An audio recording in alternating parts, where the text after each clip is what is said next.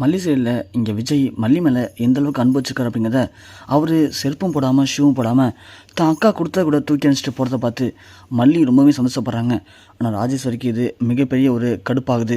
என்ன இவன் நம்மளே மதிக்காமல் நம்ம சொல்கிறத கேட்காம போகிறானே, அப்படின்னா இந்த மல்லியோட கட்டுப்பாட்டில் அவன் கொஞ்சம் கொஞ்சமாக போயிட்டுருக்கானா, இவனை இப்படியே விடக்கூடாது.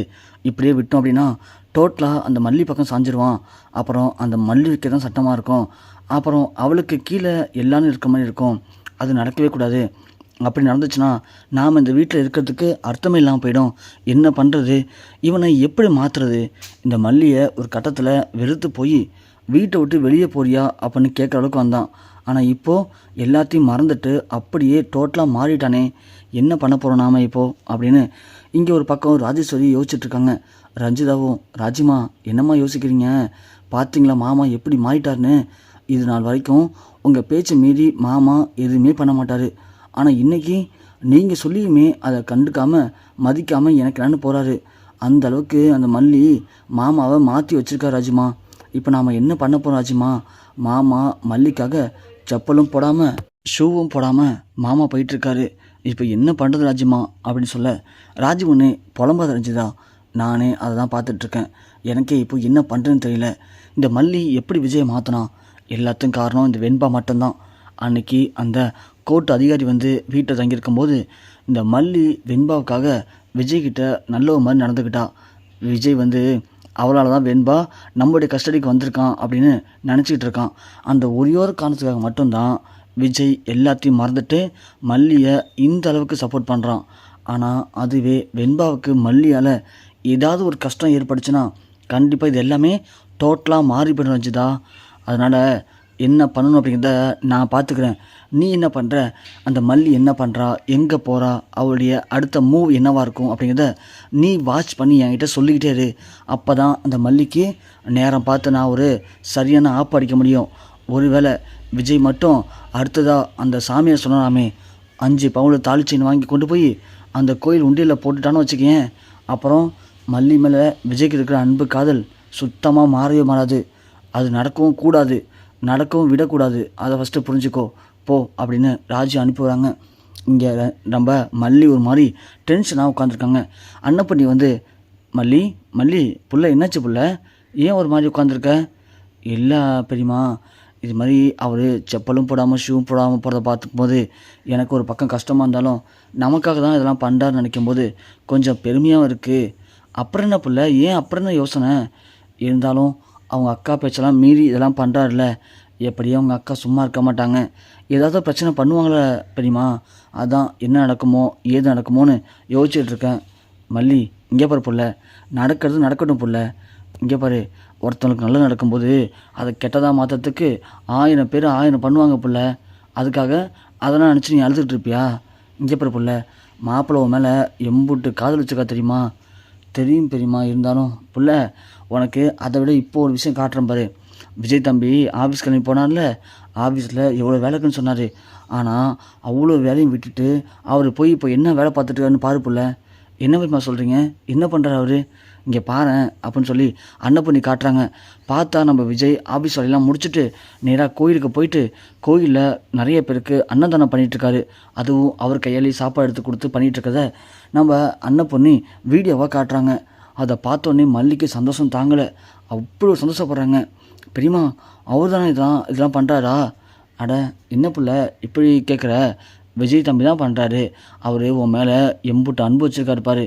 உன் மேலே அவ்வளோ அன்பு இருக்கிறனால தான் உனக்கு எதனா ஆயிடுமோன்னு பயந்து போய் காலில் செருப்பு போகிறதில்ல, சாமியார் சொன்ன மாதிரி அவரே இறங்கி அன்னதானம் பண்ணிகிட்ருக்காரு. புள்ள தம்பி உன் மேலே அம்புட்டு காதல் வச்சுருக்கு புள்ள. ஆனால் ஏன் தான் இப்படி ஒருத்தவங்க மாற்றி ஒருத்தவங்க 2 பேரும் அன்பாக இருந்தாலும் அதை வெளிக்காட்டிக்காமல் இருக்கீங்க? அது ஏன் தான் எனக்கு புரியலை. இங்கே பாரு புள்ள, நீ தம்பியை தப்பாக நினைக்க தேவையே இல்லை. அந்த புள்ள உன் மேலே அவ்வளோ அன்பு வச்சுருக்கு.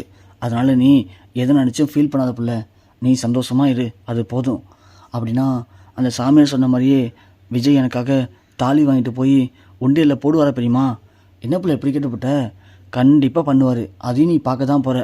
அப்போ தான் உனக்கு முழுமையாக தம்பி மேலே இருக்கிற அந்த காதல் அன்பு புரியும். நீ வேணா பாரேன், கண்டிப்பாக தம்பி பண்ணுவார்.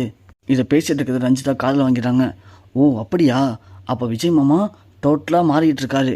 இப்போது அன்னதானம் பண்ணிகிட்டு இருக்காரா, அடுத்து தாலி வாங்கி போட போகிறாரா அப்படின்னு சொல்லி ஓடி போய் ராஜிகிட்ட சொல்கிறாங்க. அதை கேட்டு ராஜி பயங்கரமாக கொந்தளிக்கிறாங்க. என்ன பண்ணிகிட்ருக்கான் விஜய், இவனுக்கு என்ன ஆச்சு, இவன் என்ன இப்படி மாறி போயிட்டுருக்கான், என்ன பண்ணுறதுன்னு தெரியலையே அப்படின்னு ராஜி ரொம்ப கோவமாக கிளம்பி போகிறாங்க. இங்கே பார்த்தா விஜய் போகிற வழியில் ஒரு இடத்துல நின்றுட்டுருக்காரு. இதை பார்த்து ராஜி விஜய் இங்கே தான் நின்றுட்டுருக்கான் அப்படின்னு கார் நிப்பாட்டுறாங்க. நிப்பாட்டி பார்த்தா விஜய் நகை கடைக்கு போகிறாரு. நகை கடைக்கு போகிறானே அப்படின்னு சொல்லி ராஜி பார்க்குறாங்க. விஜய் நகை கடை உள்ளே போயிட்டு ரிட்டன் வந்தோடனே கார் எடுத்துகிட்டு ரொம்ப வேகமாக போகிறாரு. உடனே ராஜி அந்த கடையில் விசாரிக்கிறாங்க. இது மாதிரி என் தம்பி வந்து என்ன வாங்கிட்டு போகிறான் அப்படின்னு. 5 பவுனில் ஒரு தாலி வாங்கிட்டு போகிறாரு மேடம் அவங்க அப்படின்னு சொன்ன உடனே ராஜுக்கு இங்கே ஆத்திரம் தாங்கலை. அப்போது விஜய் அந்த சாமியார் சொன்ன மாதிரி 5 பவுன் தாலி வாங்கிட்டு போய் அந்த கோயில் உண்டியில் போட்டு அவனுடைய மனைவியோட தாலியை காப்பாற்ற போகிறானா. இவன் ஏன் இப்படி மாறிட்டான், என்ன பண்ணுறது, இவன் பண்ணுறதெல்லாம் பார்க்கும்போது மல்லி இனிமேல் இந்த வீட்டை விட்டு வெளியே போகவே மாட்டா போலுக்கே அப்படின்னு உச்சக்கட்ட ஆத்திரத்தோட நம்ம ராஜேஸ்வரி விஜயை ஃபாலோ பண்ணியே போகிறாங்க. பார்த்தா விஜய் நேராக போய் வண்டியை கோயிலை நிப்பாட்டுறாரு. நிப்பாட்டி கோயிலுக்கு போகிறாரு. உள்ளே போயிட்டு சாமிக்கிட்ட பயங்கரமாக வேண்டிக்கிறாரு. எனக்கு அந்தளவுக்கு கடவுள் பக்திலாம் இல்லை, ஆனால் இருந்தாலும் நான் வந்து உங்ககிட்ட முழுமையாக வேண்டிக்கிறேன். என்னுடைய மனைவிக்கு எதுவும் ஆகிடக்கூடாது. அவள் எனக்கு மட்டும் இல்லை, என் குடும்பத்துக்கே அவள் தான் எல்லாமே. என் குழந்தைக்கு மிகப்பெரிய அளவில் இருக்கா. ஸோ என்னுடைய முதல் மனைவியை நான் இழந்துட்டேன். ஆனால் இப்போதைக்கு மல்லி தான் எனக்கும் என் குழந்தைக்கும் அம்மாவாக இருக்கா. அப்படி இருக்கிற அவளுக்கு எதுவும் ஆகிடக்கூடாது. அவளுக்காக நான் எந்த கஷ்டத்தையும் தாங்கிக்கிறதுக்கு ரெடியாக இருக்கேன். அவளுக்காக நான் என்ன வேணும் பண்ண ரெடியாக இருக்கேன். அவளுக்கு ஒரு கஷ்டம் அப்படின்னா அதை அவளை தாண்டி என்கிட்ட கொடுங்க, நான் அனுபவிச்சுக்கிறேன். ஆனால் அவளுக்கு மட்டும் இது ஆகிடக்கூடாது அப்படின்னு விஜய் மனசார வேண்டிக்கிட்டு அந்த தாலியை கோயில் உண்டியில் போட போகிறாரு. டக்குன்னு ராஜேஸ்வரி விஜய் என்ன பண்ணுற அப்படின்னு கத்துனதும் டக்குன்னு விஜய் திரும்பி பார்க்குறாரு. அக்கா நீ அக்கா இங்கே, நான் எங்கே வா, நீ எங்கடா இங்கே, ஆஃபீஸில் முக்கியமான வேலை இருக்குது, மீட்டிங் இருக்குதுன்னு சொன்னேன், ஆனால் இங்கே நின்றுட்டுருக்க. இல்லைக்கா அது வந்து சொல்லு விஜய், கையில் என்ன அது. இல்லைக்கா அன்றைக்கி சாமியார் இது மாதிரி மல்லியோட உயிருக்கு ஆபத்து இருக்குன்னு சொன்னார்ல, இது மாதிரி 5 பழம் தாலி வாங்கி கோயில் உண்டியில் போட்டால் மல்லி உயிருக்கு எதுவும் ஆகாதுன்னு சொன்னாங்க. அதனால தாக்கா. என்ன விஜய் பண்ணிகிட்ருக்க, இதெல்லாம் நீ நம்பிட்டுருக்கியா, ஏன் விஜய் இப்படி முட்டாள்தனமான விஷயம் பண்ணிகிட்ருக்க, அதெல்லாம் ஒன்றும் தேவையில்லை. அதுவும் 5 பவுன் வாங்கி நீ கோயில் உண்டியில் போடணுமா இப்போது அந்த வேலைக்காரிக்காக, அதெல்லாம் வேணாம் விஜய், இங்கே வா ஃபஸ்ட்டு நீனு. இல்லைக்கா இதை நான் பண்ணி தாக்கா ஆகணும். அந்த சாமியார் சொன்ன மாதிரி எல்லாத்தையும் நான் பண்ணிட்டேன். காலில் செருப்படாமல் நடந்துட்டேன். நிறைய பேருக்கு அன்னதானம் பண்ண சொன்னார், அதுவும் பண்ணிட்டேன். கடைசியாக இந்த தாலியை உண்டியில் போட்டு மனசார சாமி வேண்டிக்கிட்டா மல்லிக்கு எதுவும் ஆகாதுன்னு சொன்னார்க்கா, அதை மட்டும் நான் பண்ணிடுறேக்கா. விஜய் சும்மா மல்லிக்கு எதனா ஆகிடும், மல்லிக்கு எதனா ஆகிடும்னு அதையே சொல்லாத விஜய், எனக்கு கேட்க கேட்க அவ்வளோ கடுப்பாகுது. என்னடா சும்மா மல்லிங்கிற, மல்லிக்கு என்ன ஆனால் உனக்கு என்னடா பிரச்சனை, ஏண்டா மல்லி என்ன நீ அந்த லவ் பண்ணுறியா என்ன, அவளே வீட்டுக்கு குழந்தைய பார்த்துக்க வந்து ஒரு வேலைக்காரி தானடா, அப்படி இருக்கும்போது நீ என்னடா அவளுக்காக இவ்வளோ இது பண்ணுற. அக்கா போதும் நிப்பாட்டுங்க, நான் ஏற்கனவே உங்கள்கிட்ட சொல்லிட்டேன் மல்லியை அப்படி பேசாதீங்கன்னு. மல்லி என்னுடைய மனைவி, வெண்பாவுக்கு அம்மா. அப்படி இருக்கும்போது திரும்ப ஏன்க்கா வேலைக்காரி மாதிரியே பேசுகிறீங்க, ஏன்க்கா அப்படி புரிஞ்சிக்காமல் இருக்கீங்க. நீ தான் விஜய் புரிஞ்சிக்காமல் இருக்க, அவள் ஒரு சதிகாரிடா, அவள் நம்ம சொத்தெல்லாம் ஆட்டை போடணும் அதுக்காக தானே இங்கே வந்திருக்கா. நீ அதை புரிஞ்சிக்காமல் அவள் என்னமோ நல்லவ மாதிரி நீ நினச்சிட்ருக்க. அக்கா திரும்பவும் சொல்கிறேன், மல்லி நல்லவதான்க்கா, நீங்கள் தான் மல்லியை சரியாக புரிஞ்சுக்கல. மல்லியை புரிஞ்சுக்கிற நேரமும் வரும்க்கா, அப்போ தான் நீங்கள் மல்லியை ஃபுல்லாக புரிஞ்சுப்பீங்க அப்படின்னு சொல்லிட்டு விஜய் தாலியை போட போகிறாரு. ஆனால் ராஜேஸ்வரி எவ்வளோ தடுக்கிறாங்க, விஜய் கேட்கவே இல்லை. கேட்காம தாலியவும் அந்த உண்டியில் போட்டுடுறாரு. போட்டுட்டு விஜய் வந்து கிளம்புறாரு. உடனே ராஜேஸ்வரி விஜய், அப்போது இது வரைக்கும் இந்த அக்கா பேச்செல்லாம் கேட்டுட்டு இருந்த, இப்போது அக்கா இவ்வளோ தான் சொல்லியும் நீ என் பேச்சை கேட்காம நீ பண்ணுறதை பார்க்கும்போது எனக்கு ரொம்ப கஷ்டமாக இருக்குது விஜய். இதுக்கு மேலே இந்த வீட்டில் மரியாதை இல்லாத இந்த வீட்டில் நான் இருக்க மாட்டேன், நான் இப்போயே ஊருக்கு கிளம்புறேன் அப்படின்னு ராஜேஸ்வரி சொல்கிறாங்க.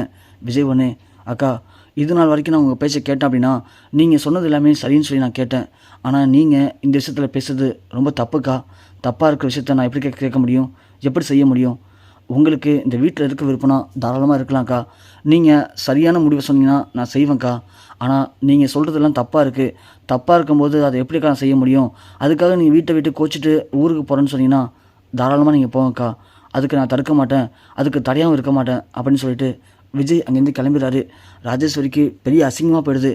அந்த மல்லிக்காக தன்னையவே இப்போது வீட்டை விட்டு வெளியே போக சொல்கிறதுக்கும் வந்துட்டானா விஜய். அப்படின்னா மல்லி பக்கம் டோட்டலாக சாஞ்சிட்டான். இவனை என்ன பண்ணி இப்போது மல்லியை விட்டு பிரிக்கிறது அப்படின்னு தெரியாமல் ராஜேஸ்வரி அப்படியே கோயிலில் உட்கார்றாங்க.